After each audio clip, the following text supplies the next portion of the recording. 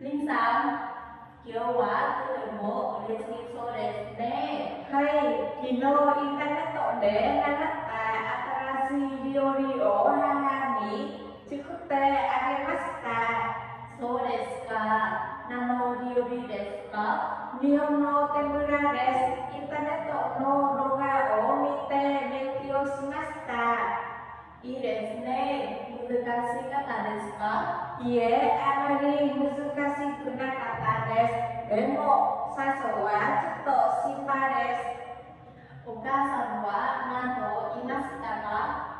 美味しいですね。また作ってくださいと言ってくれました。私は嬉しかったです。それは良かったですね。私も手ぶらを作ってみたいです。リンさん、教えてくれませんか？じゃあ、今度一緒に作りましょう。はい、お願いします。